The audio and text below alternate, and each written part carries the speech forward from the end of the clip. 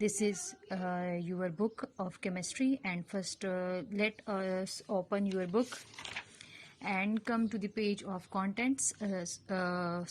First of all, I want to discuss your midterm syllabus with you people. Chapter number 9, that is chemical equilibrium, you have to study in your midterm. Next one is the acid in base in salts, that will be studied in your that will be included in your midterm syllabus. And the third one is organic chemistry, and the fourth one is hydrocarbon. Okay students, now look at your page number 1, that is unit number 9, and the chapter name is chemical equilibrium. First of all, I am going to discuss with you that what topics do you people will be studied in this chapter. First of all, you have to study it in this chapter, that is chemical equilibrium in term of reversible reaction, because chemical equilibrium will be well meaningful or well explained by the process of reversible reaction. So you have to know about the forward reaction, that what are forward reaction and what are reverse reaction and what are their different characteristics. Then law of mass action, that will be also well explain the chemical equilibrium or the reversible reaction, rate of reaction.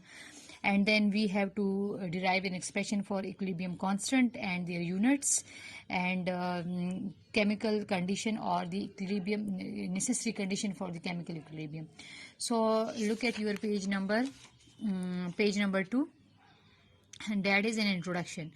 But before going into the introduction, I want to tell you about something, the chemical equilibrium. So the name is related basically to, in chemistry we will study about the chemicals.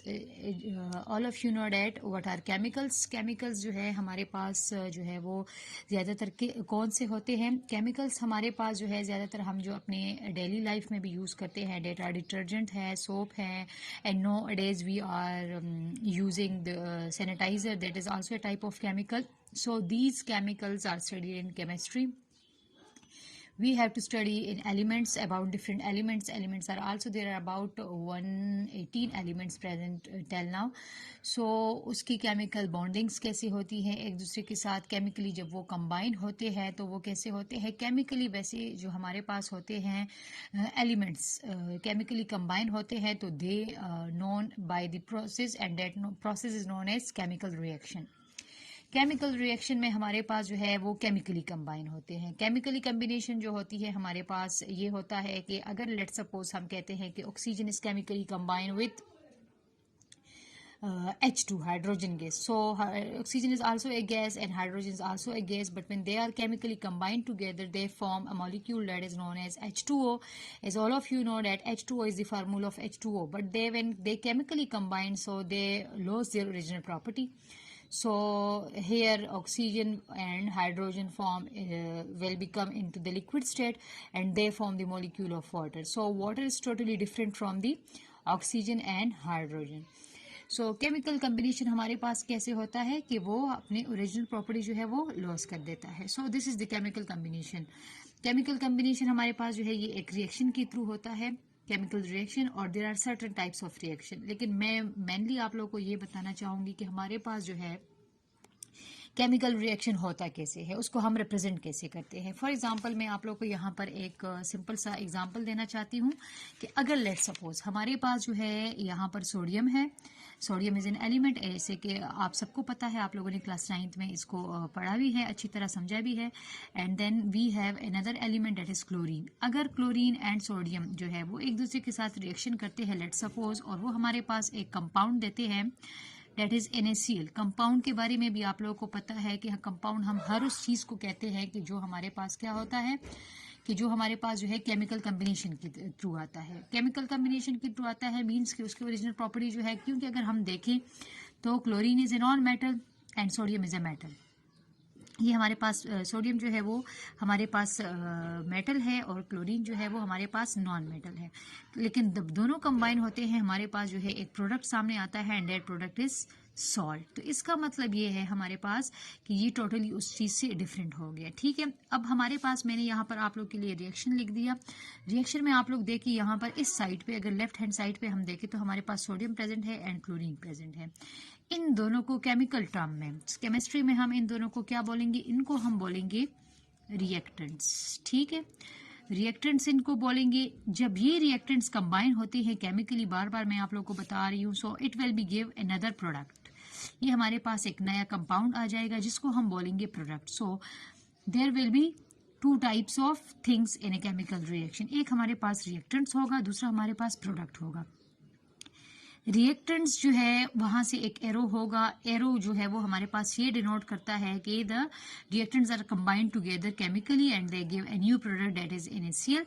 अगर जो भी है ना, लेकिन यहाँ पर example जो है NaCl है, इसलिए मैंने आप लोगों को सोडियम क्लोराइड बोल दिया। ठीक, तो देन हमारे पास जो है सोडियम क्लोराइड बनता है। So sodium chloride is a compound and this is known as product. ठीक, सो ये एरो जो है ये किस चीज को रिप्रेजेंट करता है, बेसिकली डायरेक्शन को रिप्रेजेंट करता है कि the direction is from the reactant to the product. तो ये हमारे पास जो है हर एक रिएक्शन का जो है यही प्रोसीजर होता है। लेकिन केमिकल इक्विलिब्रियम की जहाँ तक हम बात करते हैं तो हमारे पास क्या होता है, ये हमारे पास जो है वो केमिकल कॉम्बिनेशंस होती हैं। लेकिन यहाँ पर अगर चैप्टर के नेम को हम देखें तो हमारे पास चैप्टर का नाम जो है that is chemical equilibrium. Equilibrium जो है अगर एक ले पर्सन जो है इस चीज़ का जो है वो फाइंड आउट करना चाहेगा तो वो हमारे पास जो है इक्विलिब्रियम का मतलब हमेशा हमारे पास क्या होगा, equilibrium means balance. Balance, so there will be a balance in a chemical reaction. अब केमिकल रिएक्शन में जैसे मैंने आप लोगों को अभी बताया कि हमारे पास जो है रिएक्टेंट जो है वो रिएक्शन करके हमारे पास जो है होली सोली कन्वर्ट हो जाते हैं into products. So what will be the equilibrium condition. लेकिन ये इक्विलिब्रियम कंडीशन समझने के लिए हमारे पास क्या होना चाहिए, इसके लिए हमारे पास जो है ये चीज़ होनी चाहिए कि हमारे पास जो है एक ऐसा रिएक्शन हो कि यहाँ पर जो है एक बैलेंस हमारे पास एग्जिस्ट हो जाए, रिएक्टेंट के साइड पर भी और प्रोडक्ट है। केमिकल कॉम्बिनेशन के थ्रू आता है, मींस कि उसकी ओरिजिनल प्रॉपर्टी जो है, क्योंकि अगर हम देखें तो chlorine is a non metal and sodium is a metal. ये हमारे पास सोडियम जो है वो हमारे पास मेटल है और क्लोरीन जो है वो हमारे पास नॉन मेटल है। लेकिन जब दोनों कंबाइन होते हैं हमारे पास जो है एक प्रोडक्ट सामने आता है and that product is salt. तो इसका मतलब ये है हमारे पास कि ये टोटली उस चीज़ से डिफरेंट हो गया। ठीक है, अब हमारे पास मैंने यहाँ पर आप लोग के लिए रिएक्शन लिख दिया। रिएक्शन में आप लोग देखिए यहाँ पर इस साइड पे अगर लेफ्ट हैंड साइड पे हम देखें तो हमारे पास सोडियम प्रेजेंट है एंड क्लोरीन प्रेजेंट है। इन दोनों को केमिकल टर्म में, केमिस्ट्री में हम इन दोनों को क्या बोलेंगे, इनको हम बोलेंगे रिएक्टेंट्स। ठीक है, रिएक्टेंट्स इनको बोलेंगे। जब ये रिएक्टेंट्स कंबाइन होते हैं केमिकली, बार बार मैं आप लोगों को बता रही हूँ, so it will be give another product. ये हमारे पास एक नया कंपाउंड आ जाएगा जिसको हम बोलेंगे product. So there will be two types of things in a chemical reaction. एक हमारे पास रिएक्टेंट्स होगा, दूसरा हमारे पास प्रोडक्ट होगा। रिएक्टेंट्स जो है वहां से एक एरो होगा, एरो जो है वो हमारे पास ये डिनोट करता है कि the reactants are combined together chemically and they give a new product that is NaCl। अगर जो भी है ना, लेकिन यहाँ पर एग्जांपल जो है NaCl है, इसलिए मैंने आप लोगों को सोडियम क्लोराइड बोल दिया। ठीक, तो देन हमारे पास जो है सोडियम क्लोराइड बनता है। So sodium chloride is a compound and this is known as product. ठीक, सो ये एरो जो है ये किस चीज़ को रिप्रेजेंट करता है, बेसिकली डायरेक्शन को रिप्रेजेंट करता है कि the direction is from the reactant to the products. तो ये हमारे पास जो है हर एक रिएक्शन का जो है यही प्रोसीजर होता है। लेकिन केमिकल इक्विलिब्रियम की जहाँ तक हम बात करते हैं तो हमारे पास क्या होता है, ये हमारे पास जो है वो केमिकल कॉम्बिनेशंस होती हैं। लेकिन यहाँ पर अगर चैप्टर के नेम को हम देखें तो हमारे पास चैप्टर का नाम जो है that is chemical equilibrium. Equilibrium जो है अगर एक ले पर्सन जो है इस चीज़ का जो है वो फाइंड आउट करना चाहेगा तो वो हमारे पास जो है इक्विलिब्रियम का मतलब हमेशा हमारे पास क्या होगा, equilibrium means balance. Balance, so there will be a balance in a chemical reaction. अब केमिकल रिएक्शन में जैसे मैंने आप लोगों को अभी बताया कि हमारे पास जो है रिएक्टेंट जो है वो रिएक्शन करके हमारे पास जो है होली सोली कन्वर्ट हो जाते हैं into products. So what will be the equilibrium condition. लेकिन ये इक्विलिब्रियम कंडीशन समझने के लिए हमारे पास क्या होना चाहिए, इसके लिए हमारे पास जो है ये चीज़ होनी चाहिए कि हमारे पास जो है एक ऐसा रिएक्शन हो कि यहाँ पर जो है एक बैलेंस हमारे पास एग्जिस्ट हो जाए, रिएक्टेंट के साइड पर भी और प्रोडक्ट्स के साइड पर भी। क्लियर? तो इसके लिए हमारे पास क्या होगा, इसके लिए हमारे पास जो है there will be another type of reaction and that will be represented by in double arrow, double headed arrow. जैसे ये है हमारे पास डबल हेडेड एरो। अब डबल हेडेड एरो का क्या मतलब होगा? डबल हेडेड एरो का मतलब है कि the reaction is goes both in forward direction and also in the reverse direction और इन बैकवर्ड डायरेक्शन। क्योंकि जहाँ तक इक्विलिब्रियम की बात होती है, इक्विलिब्रियम में हमारे पास क्या होता है, there will be maintain a balance और exist a balance between the two condition. अगर हम एक अपने आम एग्जांपल में देखें, अगर सीसा की हम लेट सपोज एग्जांपल ले ले, तो सीसा में भी हमारे पास यही होता है। अगर लेट सपोज हम फिजिक्स में जाएं, फिजिक्स में हम अगर फिजिकल बैलेंस को देखें, तो फिजिकल बैलेंस में भी हमारे पास जो दो तराजू होते हैं, अगर उसी में सेम वेट है तो इट मीन्स कि that will be a balance condition. So यहाँ पर भी हमारे पास रिएक्शन में भी बैलेंस तब होगा when there will be same amount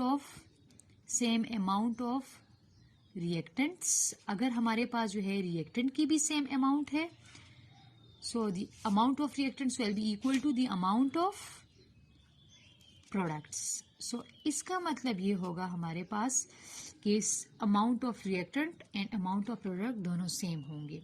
so इसको फिर अगर हम जो है वन हेडेड एरो से डिनोट करेंगे, जैसे कि मैंने सोडियम क्लोराइड की रिएक्शन में किया है, तो डेट विल बी रॉन्ग। क्योंकि इक्विलिब्रियम हमेशा हमारे पास ऐसी रिएक्शन में जो है वो इस्टेब्लिश होगा, ऐसी रिएक्शन में हमारे पास जो है इक्विलिब्रियम एग्जिस्ट करेगा जहाँ पर हमारे पास जो है the reaction will be reversible. इसको हम बोलेंगे रिवर्सिबल रिएक्शन। रिवर्सिबल रिएक्शन का मतलब ये होगा कि that will be denoted by a double headed arrow, कि the reaction goes both in forward direction and in reverse direction. Clear? तो इसके लिए हमारे पास क्या है, अगर लेट सपोज मैं आप लोगों को कहती हूँ कि हमारे पास जो है अगर एक एग्जांपल है, लेट सपोज हम कहते हैं कि वाटर है, वाटर जो है वो एवोपोरेट होकर, अगर लेट सपोज कंटिन्यूसली हम इसको हीट प्रोवाइड करें, टेम्परेचर प्रोवाइड करें, तो that will be continuously evaporate, वो एवोपोरेट भी होंगे after their boiling point. Water will be evaporate after their boiling point, boiling point के बाद जो है वो एवोपोरेट होगा एंड देन एवोपोरेट होकर वो वेपर्स में जो है वो कन्वर्ट होगा। अगर कंटिन्यूसली हम इसको हीट दे रहे हैं तो हमारे पास जो है ये फिनोमेना, ये प्रोसीजर जो है वो चलता जाएगा। लेकिन अगर इसका जो है, अगर हमारे पास जो है एक क्लोज कंटेनर में ये चीज़ है, तो इट मीन्स कि हमारे पास क्या होगा, एक टाइम पहुंचेगा जिस पे हमारे पास जो है क्लोज कंटेनर में वाटर जो है वो हीट वाटर है, हीटेड वाटर है, टेम्परेचर उसका हाई है, तो वो एवापोरेट होकर वेपर्स में कन्वर्ट हो रहा है।